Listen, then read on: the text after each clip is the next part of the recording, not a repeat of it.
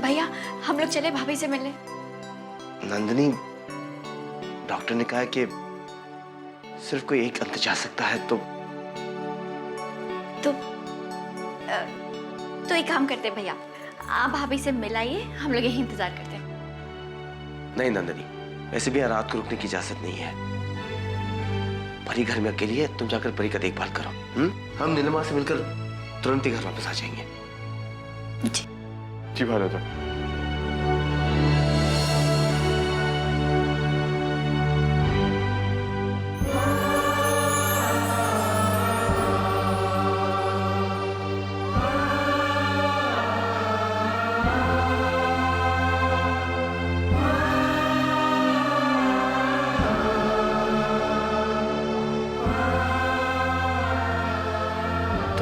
सबकी जान ही निकालती थी नीलिमा, लेकिन देखो भगवान ने हमारी प्रार्थना सुन ली। अब जैसे तुम खतरे से बाहर आ गई हो, अब वैसे ही जल्दी घर आ जाओ। हम सबको तुम्हारी कमी बहुत खलती है।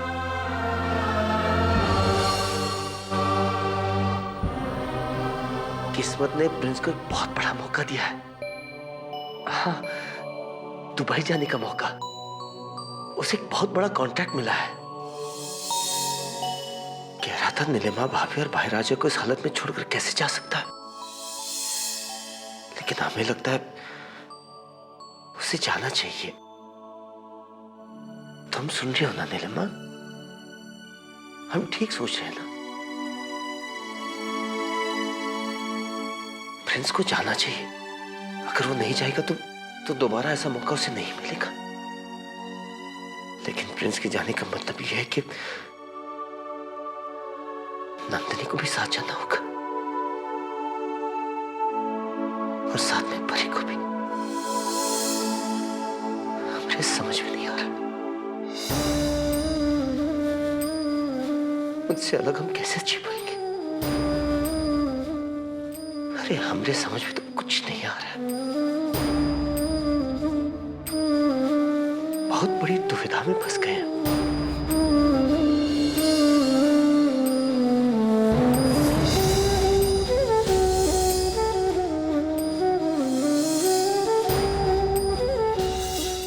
ये आखिरी वाला बस। अरे बस आखिरी वाला। अरे हमने कहीं पढ़ा है सेब खाने से बच्चा स्वस्थ पैदा होता है। अब चलो खा लो। आप मुझे रोज कुछ ना कुछ खिलाते ही रहते हैं। कभी कहते हैं कि ये खाने से बच्चा तंदुरुस्त पैदा होगा, कभी कहते हैं कि ये खाने से बच्चा गोरा पैदा होगा, तो कभी कहते हैं कि ये खाने से बच्चे का दिमाग तेज होगा।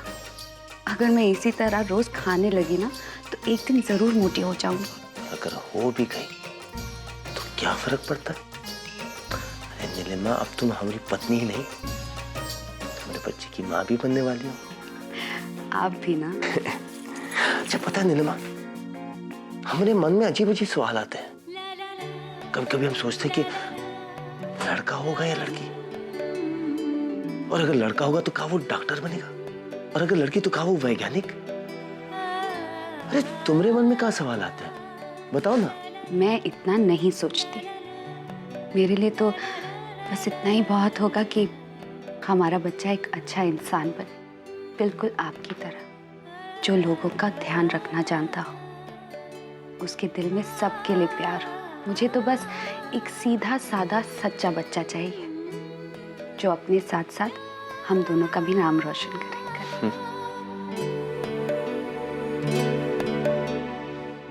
जिस बच्चे को तुम जैसी माँ मिल जाए ना, तो उसके संस्कार अच्छे ही होंगे। नहीं, सिर्फ मेरे संस्कारों से बच्चा अच्छा नहीं होगा, बल्कि आप जैसे पिता के संस्कारों से ही हमारा बच्चा बहुत अच्छा इंसान बनेगा। और वैसे बच्चे को दोनों माँ बाप के प्यार और संस्कारों की जरूरत होती है। आप देखिएगा, हम अपने बच्चे को किसी भी चीज की कमी महसूस नहीं होने देंगे।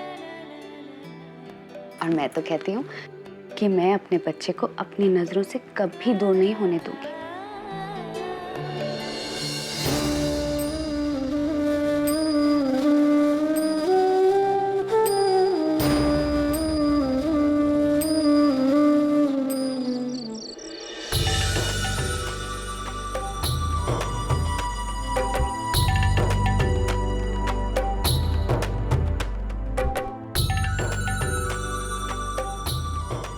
ये वाला पापा के लिए।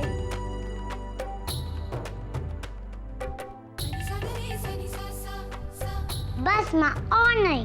अरे परी, लेकिन आपने माँ के नाम का तो खाया ही नहीं। अगर आप खाओगे नहीं तो माँ भूखी रह जाएगी ना। कैसे? देखो, आप सबसे बहुत प्यार करती है ना। हाँ, बहुत सारा। हाँ, तो आप जिस इंसान से प्यार करते हैं और जब आप खाना खाते हैं उसके नाम का, तो वो उसके पेट में चला जाता है। और अगर आप माँ के नाम का नहीं खाओगे तो माँ भूखी रह जाएगी ना।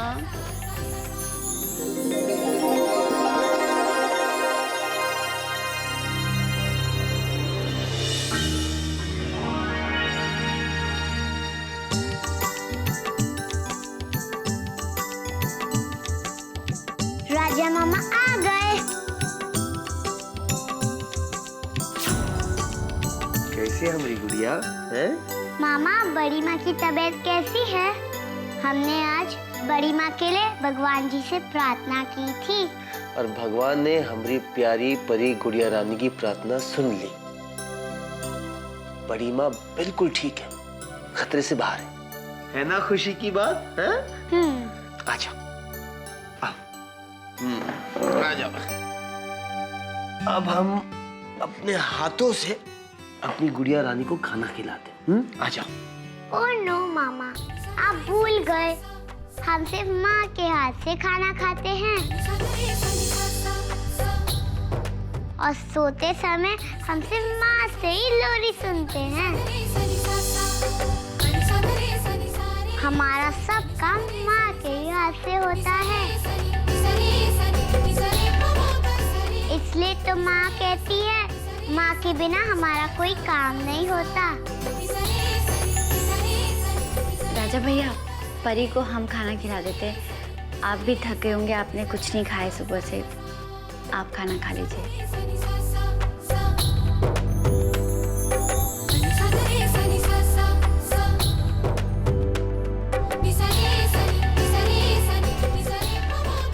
खाना खत्म हो गया? अब सोने चले?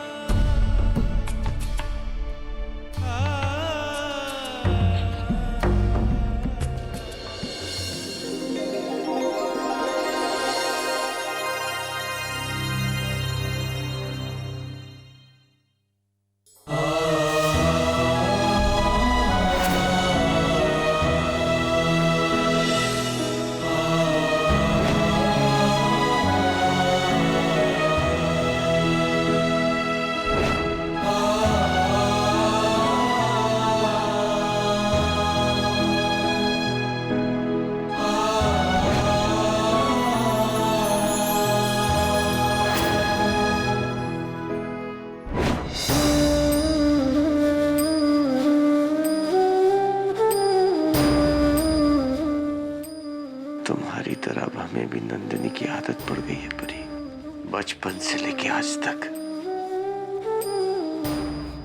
हमारा सारा काम देखते आई है वो।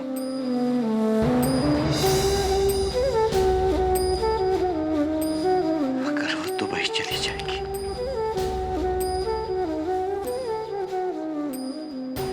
तो कैसे जी पाएंगे?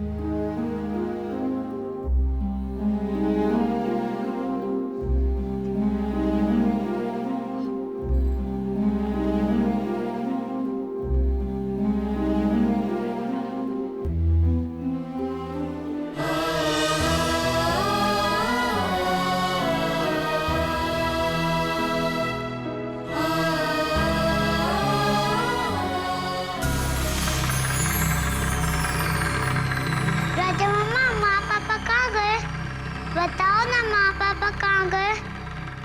बेटी तेरी माँ और पापा दुबई गए। दुबई? हमें छोड़कर? माँ हम भी जाएंगे आपके साथ। माँ! परी!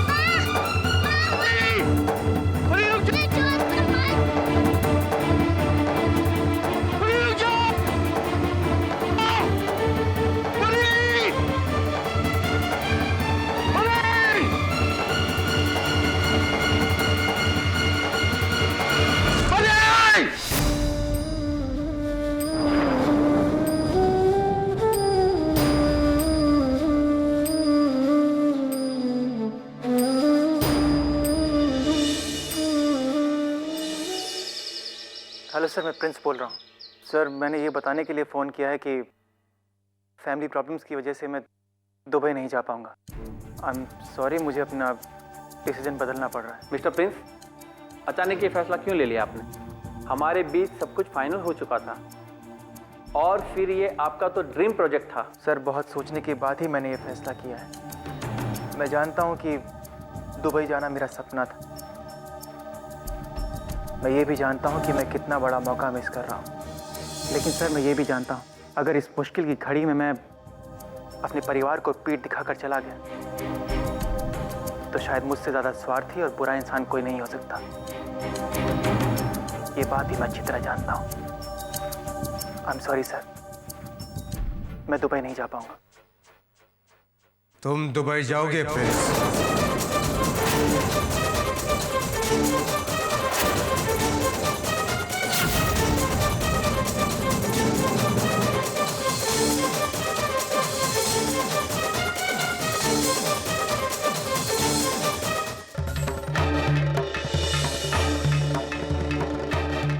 मैं आपसे थोड़ी देर में बात करता हूँ।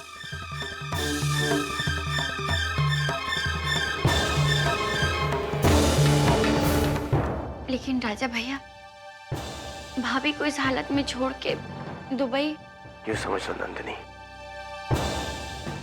नीलिमा की भी यही इच्छा है। लेकिन भाई राजा, भाभी को ऐसी हालत में छोड़कर जाना, नहीं, ये नामुमकिन है। अरे नहीं प्रिंस, तुम नीलिमा की चिंता काहे कर रहे हो?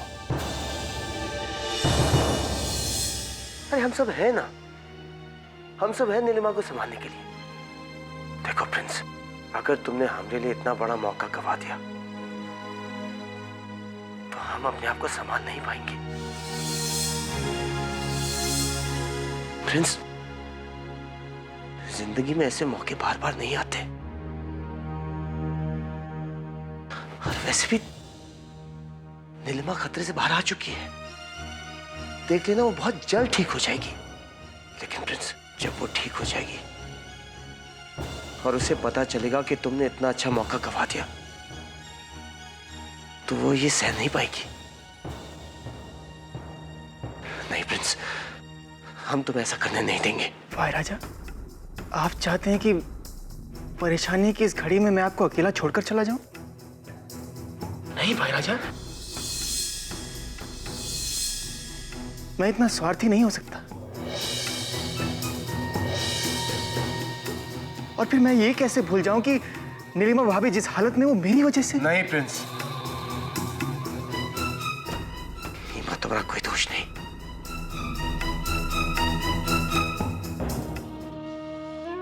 जिम्मेदार हमारा दुर्भाग्य है। वो तो एक हादसा था, एक अनहोनी थी। उस हादसे को भूलकर उस प्यार को याद रखो प्रिंस, जो तुम्हारे दिल में हमरे लिए है और हमरे दिल में तुम्हारे लिए।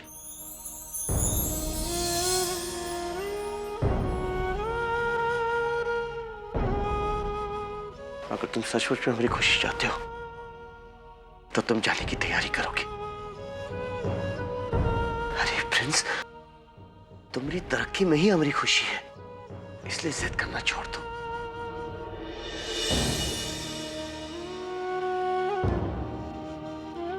ठीक है भाई राजा, अगर आप लोगों की खुशी हमारे दुबई जाने में है तो हम जरूर जाएंगे।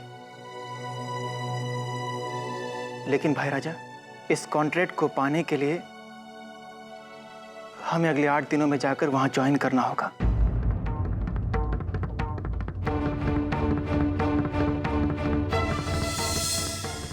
क्या?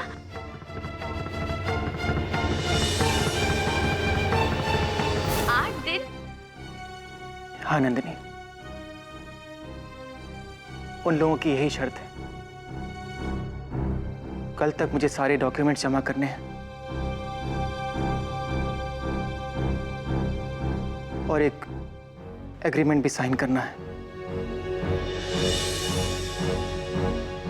अरे तो इसमें दिक्कत क्या है? कल ही जाकर सब कुछ कर लो, है? बिना किसी झिझक के कॉन्ट्रैक्ट साइन कर लो तुम। लेकिन भाई राजा, ये कॉन्ट्रैक्ट 3 साल का है।